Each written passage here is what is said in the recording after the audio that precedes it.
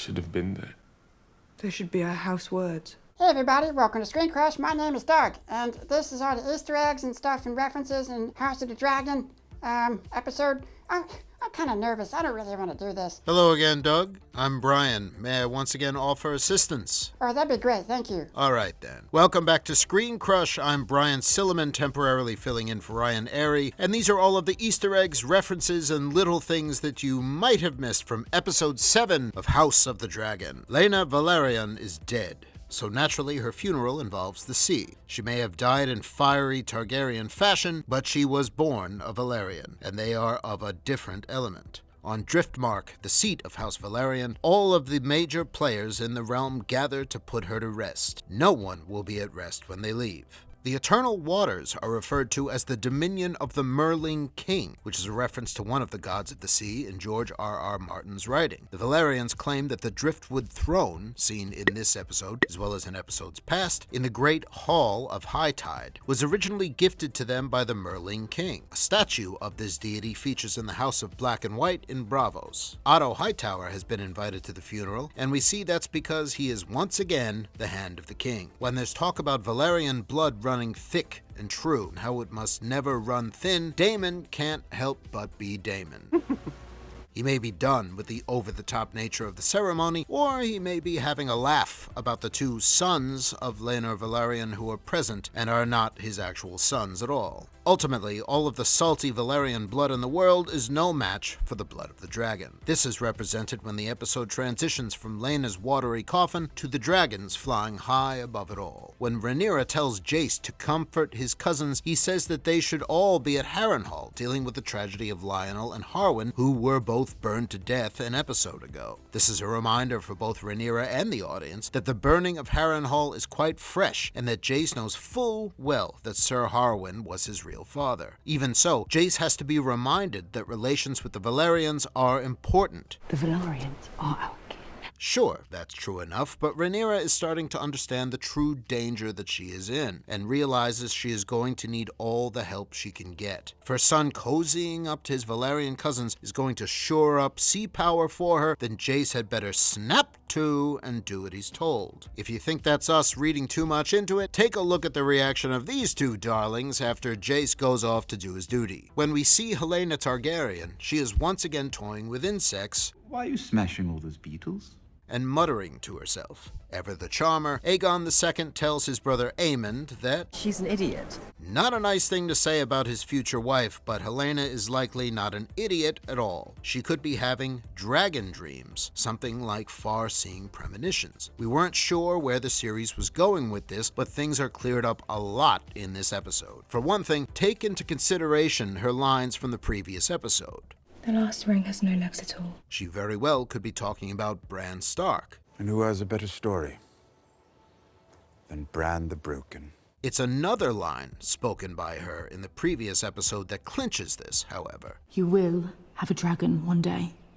You'll have to close an eye. File that one away for now. Helaena having an insect be trapped within two shells is yet another potential prophecy, especially when you consider the insect-like Sir Larys appearing directly after it. In Martin's writing, Sir Larys will eventually become quite enmeshed with the Velaryons, and this will lead to his eventual downfall. Symbolically, the insect is being trapped into a destiny by shells, fairly obvious signs of the sea. Fresh off of killing his own father and brother, Larys is revealed here to be the new lord of the ever-cursed Harrenhal, and his looks to Alicent make it clear he wants to be repaid for his deeds. Alicent is uneasy about it here, almost making us recall the timid girl who once bit her fingernails. This won't be the case for long. Young Baela eventually takes the hand of young Jace. In Martin's writing, these two became betrothed to each other when he was 4 and she was 2. This holding of hands is likely the series telling us that this betrothal is still in the works. Lord Corlys tells Lucerys that he'll rule Driftmark one day, but he gives the familiar Jon Snow refrain when he says he doesn't want it. I don't want it. I'll take it. I'll let them know. From the Lord Driftmark, it means everyone's dead. Maybe I don't want it. Lord Corlys doesn't understand this because it is Lucerys' birthright. He is entitled to it. As we'll soon find out, nothing is more important to him than legacy, and that is a theme that runs through this entire episode. The older generation is so concerned with it that they have to whip the younger generation into shape, and this includes Lord Corlys telling Laenor's new paramour, Sir Carl, to make Laenor stop moping around in the sea. Retrieve your patron. Later, we see Otto chastising the drunk Aegon II and sending him to bed. Get to bed. It's clear that Rhaenyra wants something from Daemon after all these years, as every look between them is charged. Viserys also shares looks with his brother, eventually sharing some kindness and identification with him. Viserys knows all too well the pain of losing a wife, and he empathizes with Daemon despite this moment being in their past. You defiled her. Viserys makes every effort to bring Daemon back to King's Landing and help him through this, but Daemon has completely shut down. I need nothing. It'll take a different family member to shake him out of that, but it's nice that Viserys tried. Something else not helping Daemon's attitude? Sorry for your loss, my prince. Let's not forget how much these two loathe each other. I don't like you. I really don't like you. Corlys hammers the theme of legacy home with Rhaenys, who is one of the only people on this show who seems like she has well and truly given up playing the game. Mayhaps the gods have scorned us for our insatiable pride.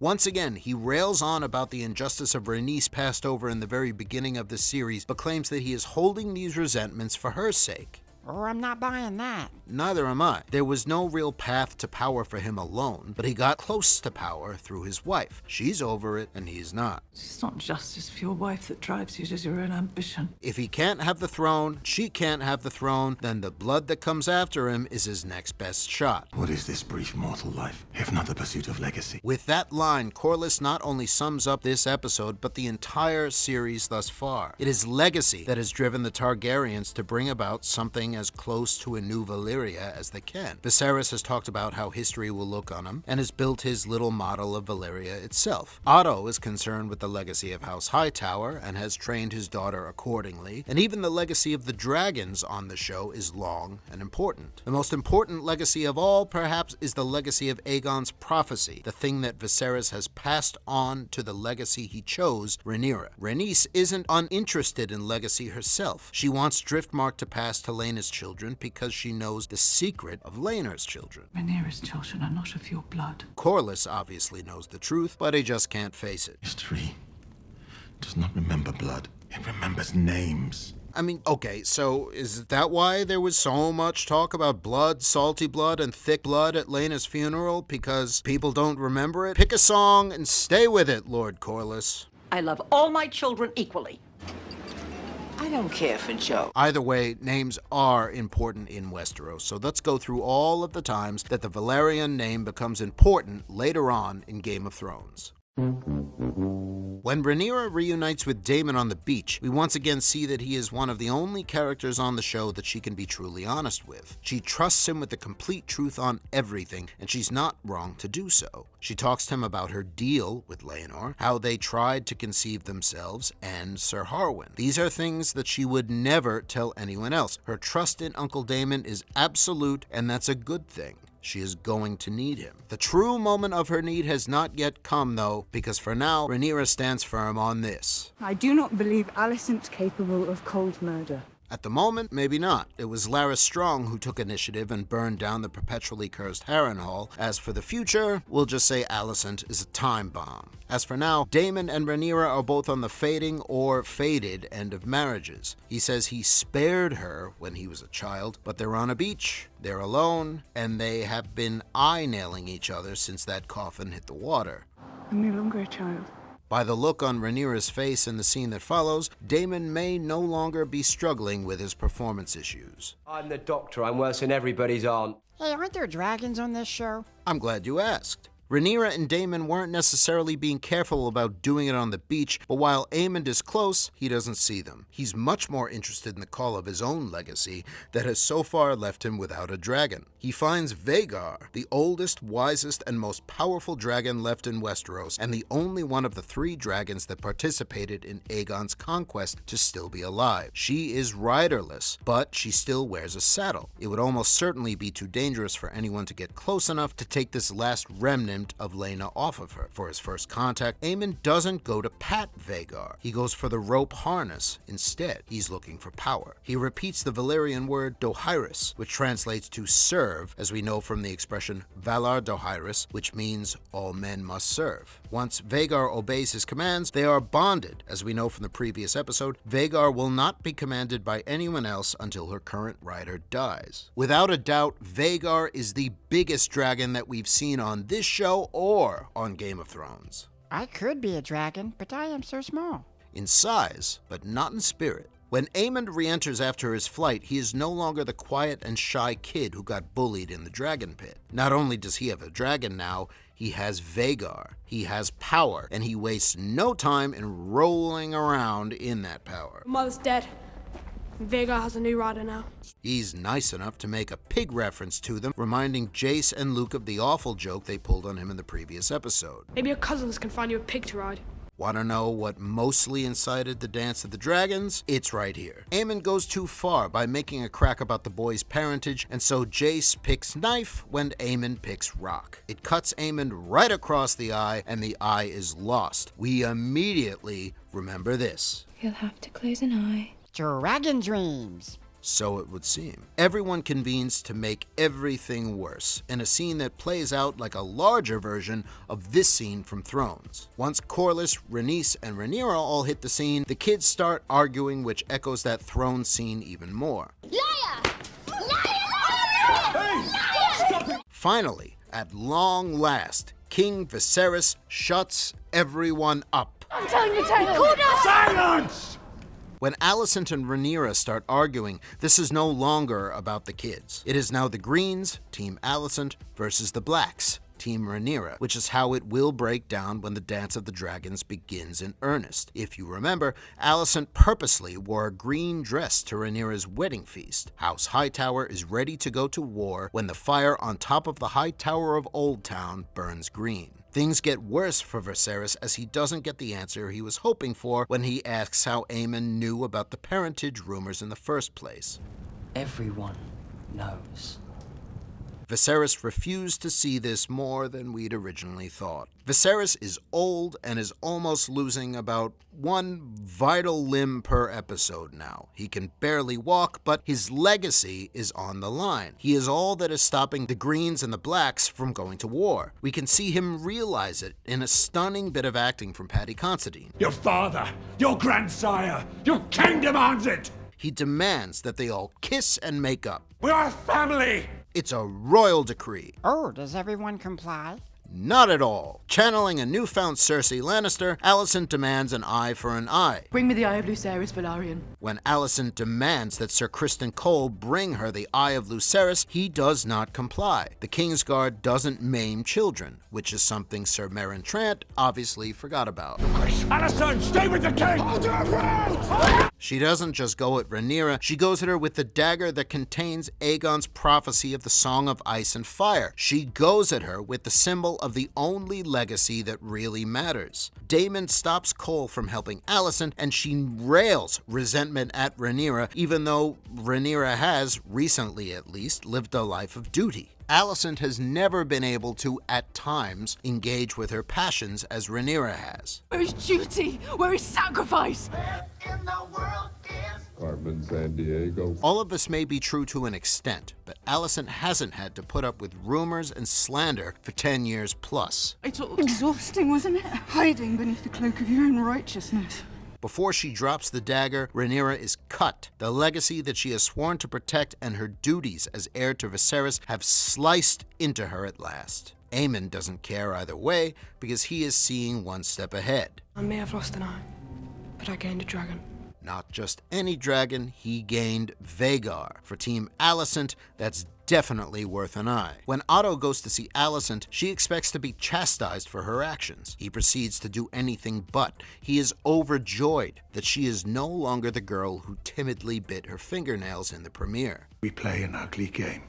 And now, for the first time, I see that you have the determination to win it. Otto has been playing the game since we first laid eyes on him and took a chance on his daughter. Her friendship with Rhaenyra got in the way, but that's not going to be an issue anymore. Alicent is in the game now, and as we all know, when you play the Game of Thrones, You win, or you die. Otto makes it clear that his mentoring of Alicent has only just begun. And I promise you in time, you and I together will prevail. When he talks of Aemond's actions and Vhagar, he's already become concerned with sides, and he likely has been for quite a while. When Laenor has an honest talk with Rhaenyra, he's ready to recommit to the part he agreed to play and fight on her side. This isn't a bad thing, as he brings the loyalty of the Velaryons and a dragon of his own, Seasmoke. We think that Rhaenyra has reaffirmed a good ally, but then the episode pulls a twist on us. After Laenor tells her that she deserves a husband, we can almost see her concocting a plan in her head right here. She doesn't need a husband of the sea. She needs one who is of fire. When she meets with Daemon on the docks, she mentions the power that fire has. Fire is such strange power. Everything that House Targaryen possesses is owed to it. Yet it has cost us both what we loved. She's referring to Harwin Strong and Laena Velaryon. Fire is a prison. The sea offers an escape, she says, which may be true, but she'd best heed the words of the three-eyed raven. It is beautiful beneath the sea, but if you stay too long, you'll drown. Alicent is no longer wary of Larys as they depart, showing that she will hesitate no longer in ordering him to do what must be done. The day will doubtless come when I require such a friend, with not only skill, but discretion as well. She has Larys, Criston Cole, her sly father, Old Town, and Vhagar on her side. Rhaenyra has a sick father, so she has to have some sly muscle of her own. Her first draft pick is a good one. Need you, uncle. To make the plea more personal, she starts to make it in Valyrian. Aegon the Conqueror married both of his sisters, and so Rhaenyra wants to do the same here. You and I are made of fire, she says, likely wanting to marry her uncle for both power and pleasure. Daemon says her subjects have to fear her, and this sounds a little similar to advice that Olenna Tyrell will one day give to a different Targaryen. You're a dragon. Be a dragon. None of this can happen while Laenor is alive, however. Daemon talks to Sir Qarl about how other places in the world are more accepting, and though we think that he's paying him off to kill Laenor, this isn't entirely true. That's not entirely accurate.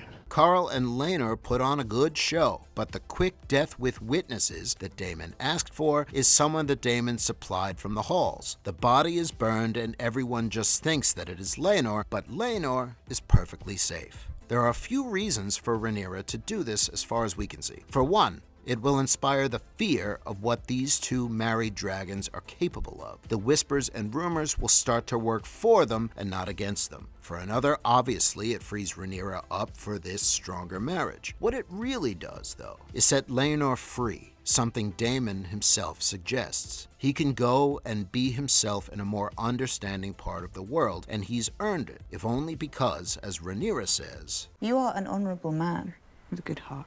It's a rare thing. In Martin's writing, Laenor is killed by Sir Qarl, and the rumor was that this was done on the orders of Daemon. Though this could still happen on the show, we are almost certainly seeing a divergence from Martin's writing. Killing him after all of this would defeat the purpose of doing it at all. Rhaenyra and Daemon, united in fire, marry in a ceremony that involves a fair amount of blood. This is appropriate, as the words of House Targaryen are fire and blood. Though Laenor has served fire for over 10 years, fire ends up burning someone else's body, and Laenor is set free. He has shaved off his hair, and with it any trace of Velaryon legacy, but he vanishes with Qarl on the waves of the sea. We say farewell to Laena at the start, and most likely say farewell to Laenor at the end. King Merling will take Laena, but Laenor has done what few in this world have managed to do. He has, for the moment at least, escaped the game completely. That's all the Easter eggs we found, but if you found any, let us know in the comments below or at me on Twitter. And if it's your first time here, please subscribe and smash that bell for alerts. For ScreenCrush, I'm Brian Silliman.